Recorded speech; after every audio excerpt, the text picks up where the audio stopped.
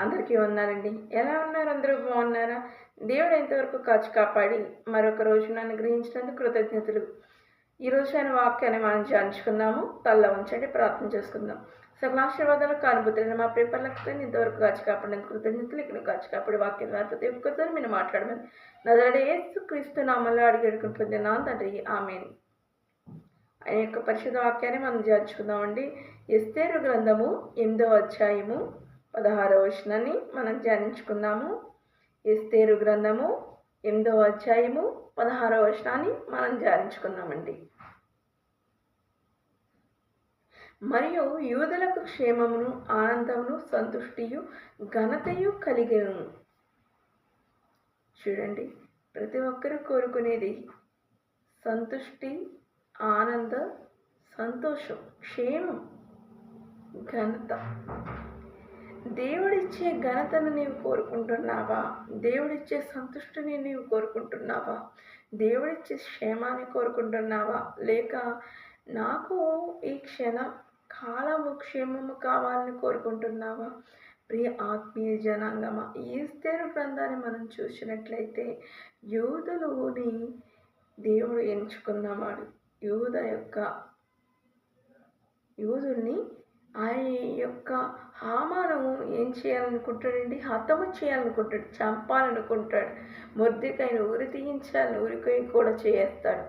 అయితే ఎస్తేరుకు దేవుని వలన రాజు దగ్గరికి వెళ్ళినప్పుడు దేవుని కార్యము బయటపడుతుంది. నా యొక్క జనాంగాన్ని హరిస్తున్నాడని చెప్తాడు. అయితే ఎవరు చేసిన పాపానికి వారి బలి అవుతారు అంటే ఇదేనండి. నిజమే, హామాను మొర్దెకైను ఉరి తీయడానికి చేయించిన ఉరికొయ్యపైన తానే ఉరి తీయబడ్డాడు. మీకు తెలుసా? చేసిన తప్పిదము దేవుని క్రియల నుంచి నువ్వు దాచలేవు. అయితే ఈ యోధులు పడ్డారు, చాలా కాలం శ్రమలు పడ్డారు. సంతృష్టి లేదు, సంతోషం లేదు, సమాధానము లేదు. అయితే దేవుడు ఇచ్చాడు. దేవుని ఇచ్చే ఆనందం కోసం వేచి చూశారు. దేవుడు ఆనందాన్ని, సంతోషాన్ని ఇచ్చాడు.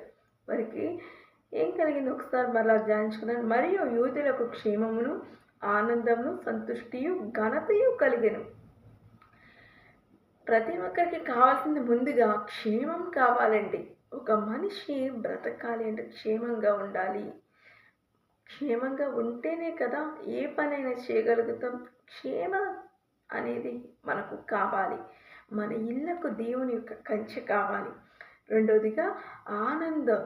ప్రతి ఒక్కరూ కోరుకునేది ఆనందం. అయితే ఈ లోకంలో ఉన్న వాటితో నీవు ఆనందించాలని చూస్తున్నావేమో.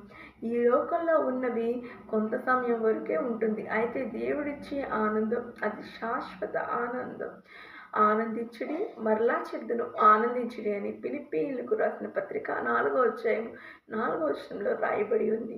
మీరు ఏ ఆనందాన్ని కోరుకుంటున్నారు? ఇహలోకంలో ఉండే క్షణికమైన ఆనందాన్ని కోరుకుంటున్నారా? శాశ్వతమైన నిత్య జీవ పరలోక ఆనందాన్ని కోరుకుంటున్నారు? దేవుడిచ్చే ఆనందం అది ఎన్నటెన్నటికీ ఆనందం అండి. మూడవదిగా సంతుష్టి. నిజమే, ఏదైనా ఎవరికైనా ఉండాల్సింది సంతుష్టి. సంతుష్టికరమైన భక్తి గొప్ప లాభ సాధకం.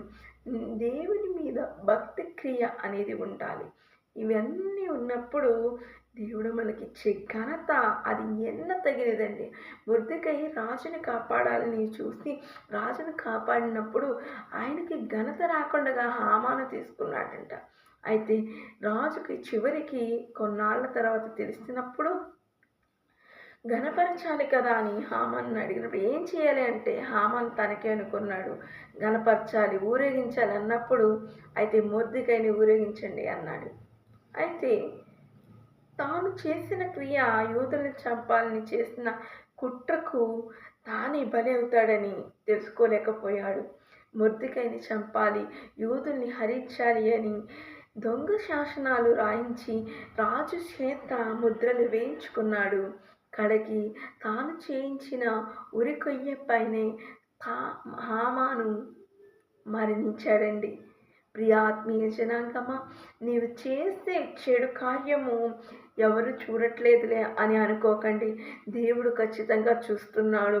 దేవుడిచ్చే సంతోషము, ఆనందము దేవుని బిడ్డల పట్ల ఎల్లవెల్లా ఉంటుంది. ఈరోజు వారు కన్నీరు విడిచి ఉండవచ్చు, కానీ దేవుడు ఇచ్చే ఆనందము వారికి ఎల్లకాలము ఉంటుంది. ఆ యొక్క పేద లాజరు ఎక్కడ ఉన్నాడండి? నిత్య పరలోకంలో ఉన్నాడు. బ్రతికి ఉన్నంతసేపు ఎంతో రోధించాడు, బాధించాడు. ధనవంతుడు బ్రతికి ఉన్నంత కాలం తిని సుఖించాడు. అయితే మరణించిన తర్వాత నిత్య నరకాగ్నిలో ఉన్నాడు ధనవంతుడు. లాజరు నిత్య పరలోకంలో ఉన్నాడు. ఈరోజు నిన్ను నీవే తెలుసుకో. నీకు సంతృష్టి లేదు, సమాధానం లేదు, సంతోషం లేదని బాధపడుతున్నావా? దేవుడు నీకు ఘనత, ఐశ్వర్యములను అన్నిటినీ దయచేసే దేవుడు నీకు తోడై ఉన్నాడు. దేవుని ఇచ్చే ఆశీర్వాదం కోసం ఎదురు చూస్తున్నావా? అయితే ఈరోజు ఈ క్షణమే నీ గదిలోనికి వెళ్ళి రాష్ట్రమందు చూసి మీ తండ్రికి ప్రార్థించండి. దేవుడు మీకు ఆయన యొక్క ఐశ్వర్యము చొప్పున ఆశీర్వదించి ఆయన ఘనత ప్రభావం అందరికీ కలుగునుగాక. ఆమేన్. అందరికీ వందనాలు.